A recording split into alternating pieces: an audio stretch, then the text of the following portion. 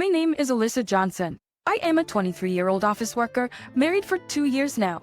I have a son, Leo, who just turned 1. My husband, Nathan, is 29 and also works for a company.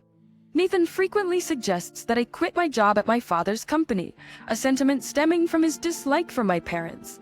His distaste for my parents appears to be linked to the fact that my father is a high school dropout and runs a small and grimy company manufacturing screws and small components. Nathan hates the idea of people knowing he's related to such a company. On the other hand, I admire my father for his tireless dedication to research, his courage, not afraid of failure, and his genuine care for his employees. Thus, I have no intention of leaving my father's company. Next one morning, while having breakfast with Nathan and our son Leo, Nathan brought it up again. Alyssa, you should really think about getting a job at a bigger company, considering you graduated from a prestigious university. You're beautiful, and I want to brag about you at work, but I can't because your workplace is awful. And honestly, I earn enough for us. Why don't you consider becoming a housewife? This conversation has been over and over again. Every time it comes up, I repeat the same answer, that I will not quit my father's company. Typically, these discussions conclude with Nathan making threatening remarks to me like, "You're the only one in the world who doesn't listen to me." Or if you keep this up, it's going to be harder for us to stay together. After this, he usually leaves, but it doesn't end there. Following these discussions, Nathan often does something to upset me and then gloats. "Still, won't you listen to me now?" Well, I can't say divorce is out of the question. I can't bring myself to do it. Both our parents get along so well and love Leo so much. It would break my heart to upset them. My father and father-in-law are good friends, going golfing and fishing together. My mother and mother-in-law also get along very well, frequently going to art exhibitions together. Both sets of parents adore Leo and have provided him with a loving environment that I wouldn't want to take away. Regardless, my love for Nathan has faded away. I don't even like sleeping in the same bed with him. Since Leo was born, I've been sleeping in the child's room with a lock on the door. The reason I added the lock was that Nathan would come into the room while I was sleeping with Leo and start complaining about my father's company. Leo was scared and cried due to Nathan's loud voice in the dark. Since then, Nathan has stopped coming in at night, but I still lock the door just to be safe. Our child to be safe. As for the harassment I received from Nathan this morning for refusing to quit my father's company, it was as always just as petty. Despite dinner being ready, he didn't come home. Instead, he went to a night bar with colleagues and sent me a photo of him with a big smile, his face close to one of the female staff. This kind of photo doesn't hurt me or make me feel insecure. As soon as I saw the photo he sent on my messaging app, a new message came in. "See, this is how I blow off steam because you won't listen to me." He said, "If you don't want me to do this anymore, quit your father's company now." Honestly, I wanted to ignore his message, but for the sake of both sets of parents and our son Leo, I responded. This was my best response. "I just wanted you to come straight home and have dinner with us." In response, he texted back, "Must have been tough, huh? I'm coming home now." I found myself regretting marrying him, thinking even though he is smart, his character and thought process are so childlike. Then one day, Nathan happily reported, "I might be getting promoted soon." Well, that's great. Did that recent deal come through? It's not finalized yet, but it's as good as done. I bet the boss will be thrilled, crying with joy. Even the director, who used to act so high and mighty, will have to bow down to me now. Isn't it? That day, Nathan unusually didn't tell me to quit my father's job and went off to his company. As for me, I left home with Leo to go to my office. After dropping Leo off at my parents' house nearby as usual, I went to work where my co-worker, Jake, hurriedly approached me. "Good morning, Alyssa. The boss seems unusually angry today. Did something happen? Everyone is worried about him." Upon hearing this, I knocked and entered the room marked Invention Room, where my father was. There sat a young man in his 20s with a tear-streaked face on the sofa. Sitting across from him was my father, his face more furious than I had ever seen. "Sorry, Alyssa. I can't spare the time to chat with you right now," he said, to which I responded, "Everyone's worried about you. What's going on?" Apologizing, he invited me to sit in on the conversation.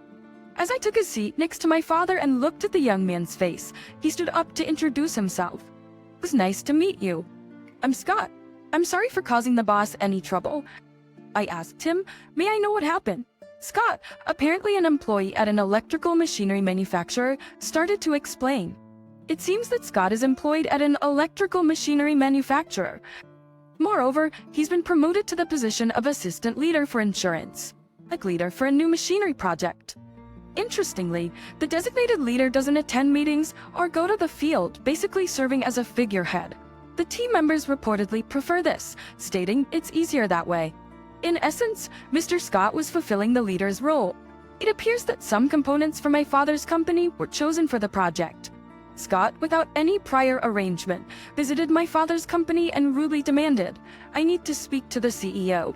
His appearance, characterized by his unkempt hair and numerous rings, didn't sit well with my father's secretaries, fondly known as Jackson and Randy, who told Scott, "Please adjust your attitude and appearance before coming back." Unaware of what was wrong with his demeanor and looks, Scott returned to his company and asked his boss, who snapped, "Don't let them walk all over you. Assert yourself and tell them we're using their parts." Wanting to fulfill his colleagues' wishes to use my father's company's components, Scott returned to my father's company and humbly asked Jackson and Randy, "Please let me know what I'm doing wrong." My father, who happened to overhear the conversation, talked with Scott in the meeting room. "We don't judge people by their appearances. I believe they were just trying to teach you workplace manners," his father said. Jackson and Randy agreed and proceeded to instruct Scott on professional etiquette. With such an appearance, when you visit other companies, they'll likely judge your entire company based on how you present yourself. Jackson asked, "Which company do you think one can have a decent conversation with? One where people are well-dressed and respectful of manners, or one that isn't?" Scott apparently replied, "The former, but let me apologize and start again." Following that, Scott made an appointment, showed up with his back straight, fixed hair, and without any accessories. As we talked with Scott, we saw his sincerity and commitment to his work, not only in terms of components, but my father said that he was so willing to cooperate with ideas and knowledge. That's how they ended up collaborating. Young members of Scott's company proactively visited my father's company for advice. However, just before a prototype was almost completed after nearly 6 months, it was revealed that the leader had taken all the presentation materials that were prepared. Not only that, but the assistant leader was removed, and a young female employee who he favored was promoted. Upon hearing this, my father was furious. Jackson, who'd been listening in the background, said, "About those various rumors, they're just going to spread lies, right? You shouldn't be scared, right?" However, the reason the assistant leader was removed was apparently because he reported a violation of working hours to the HR department. Scott said that after severe warnings, the assistant leader was removed. The reason Scott came to my father's company this time was because he was frustrated that the person in charge would change despite all he had done for him, and he wanted to discuss everything. "You should quit that company and come work for ours, right, boss?" "Right, Jackson and Randy, are you ready?" My father, impersonating an iconic Western movie character, made everyone except Scott burst into laughter. Scott said, "Despite doing such amazing work, you all seem to be having fun. I've always admired that. I really wanted to work with you all." And he pleaded with teary eyes, bowing his head joyfully to my father. There was something that had been bothering me after listening to his story, so I asked Scott a question. I asked, "What's the name of your company?" And it turned out to be the same machinery manufacturing company as my husband's. Hesitantly, I asked further, "Can I ask the name of the leader?" And as I had feared, he replied, "His name is Nathan Johnson." Upon hearing that, my father and I held our heads in shock. After a brief silence, Randy said, I knew I'd heard that name before. It's Alyssa's husband." I said, "Scott, I'm sorry. That's my husband." And Scott said, "He's the one who gave me the opportunity to work at this company. So I'm actually grateful to him now." Jackson seemed to have something on his mind too and asked cautiously, "I hate to ask, but given that Alyssa's here, does the favored female employee have any relation with your husband?" Scott looked at my face and seemed to have difficulty speaking, so I said, "Don't worry about it. I'm in a sham marriage with my husband. I don't have feelings for him anymore," which surprised my father. After apologizing to my flustered father, I honestly told him about all the things that had been said and done to me every day and why I hadn't been able to speak up.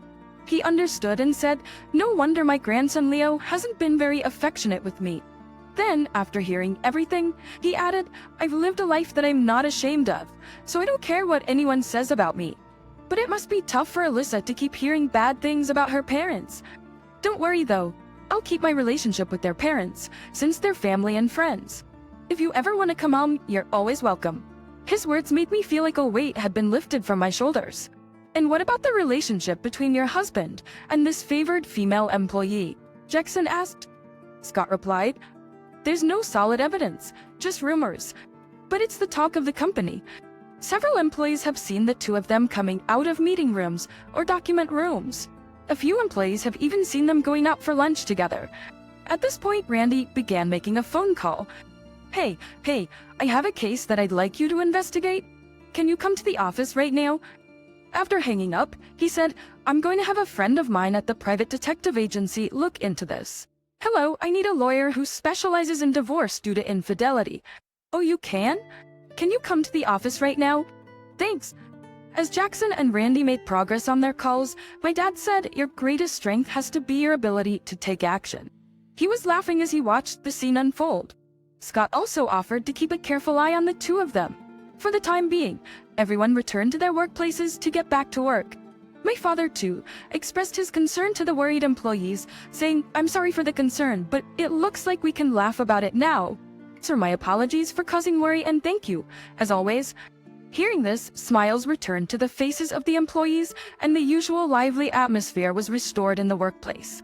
My father came over to me and asked, "May I discuss the recent events with your in-laws?" To which I replied, "I just want you to tell them to continue visiting and showing affection for Leo as they always have."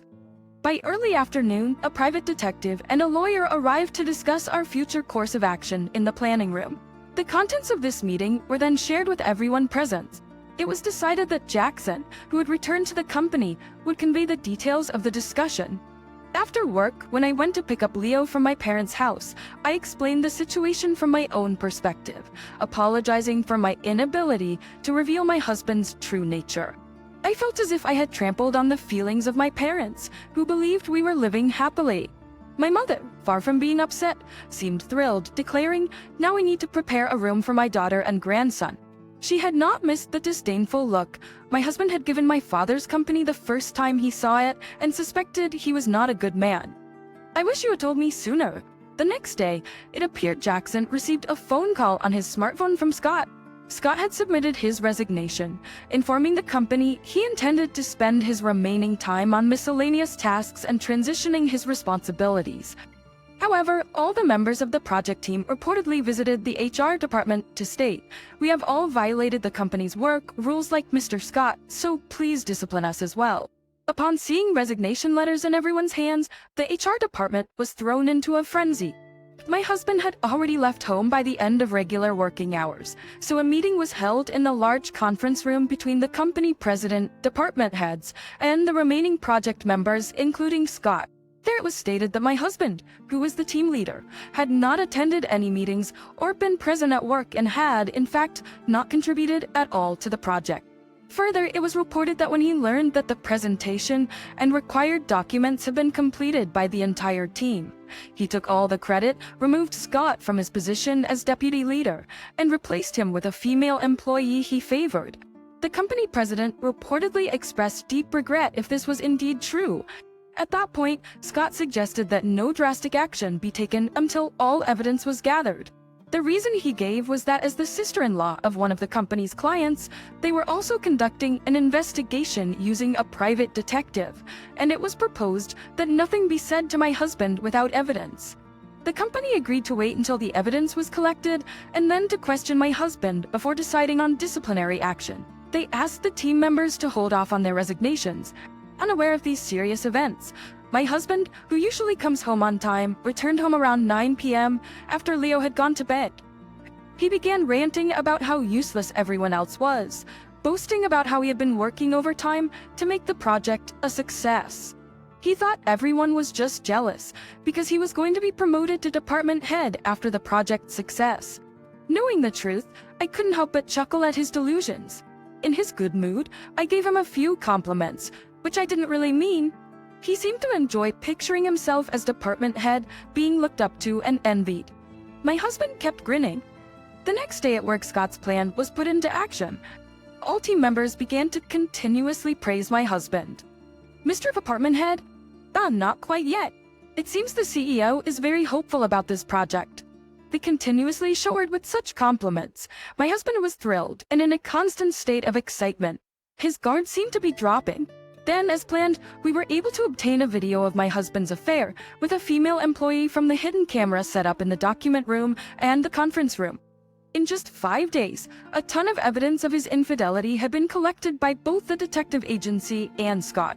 All that was left was to prove that my husband had not been the one to create the project documents. The proof was easy. Scott had also saved the documents on a USB drive, and it would be clear to the company if they asked him and my husband about the contents of the documents. All of the evidence was submitted to the company by Scott and other members. My husband came home in high spirits, unaware of all of this. Then he began his flight of fantasy, saying, "I'm definitely going to be made department head." The CEO was talking to the current head for a long time, and then the head looked at me. He probably said, "I'd rather have Mr. Johnson as head than any incompetent like you." He then continued his fantasy talk.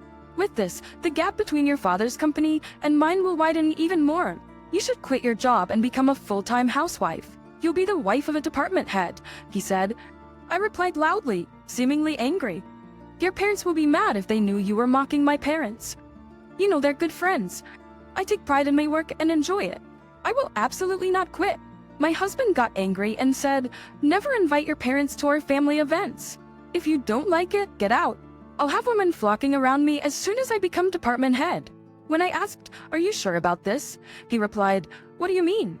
So I responded, "All right, I'll leave," and had him sign the prepared divorce papers. The next morning, I saw my husband go to work in silence, and then I called my father to help me move. As my father, company workers, and I were loading our belongings onto a truck, my in-laws arrived, saying we came to help.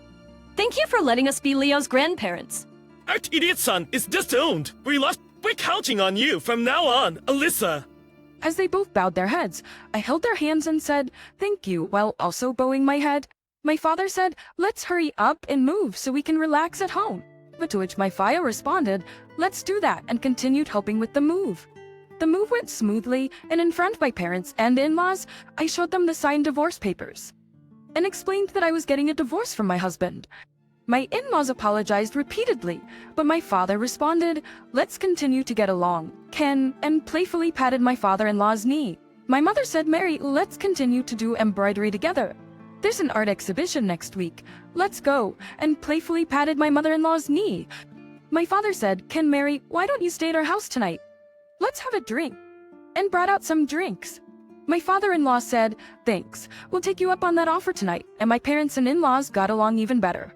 Not wanting to get in the way, I decided to go to Leo's room and go to sleep.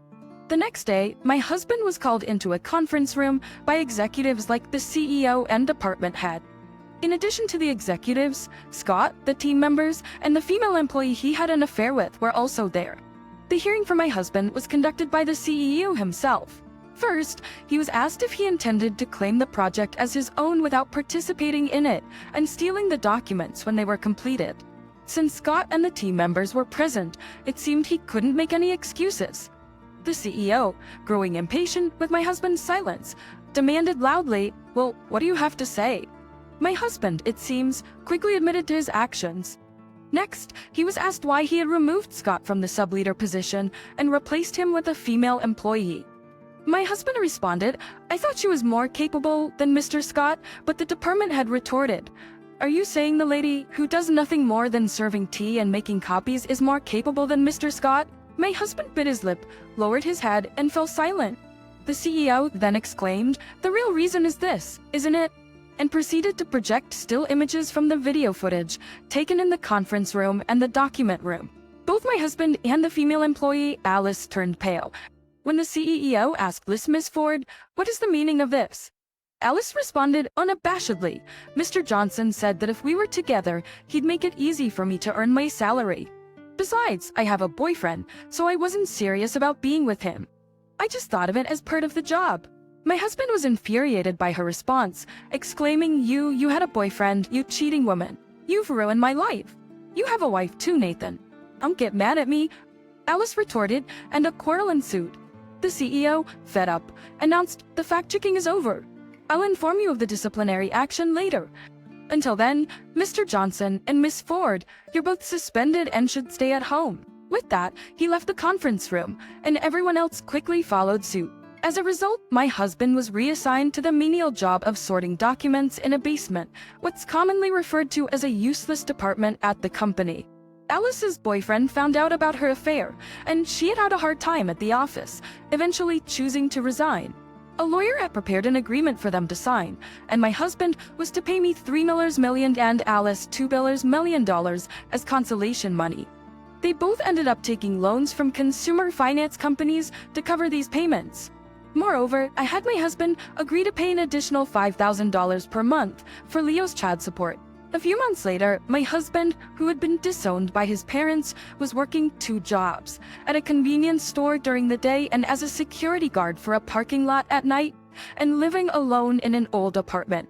Someone who saw him said he looked as if he was about 60 years old. He'd aged so much,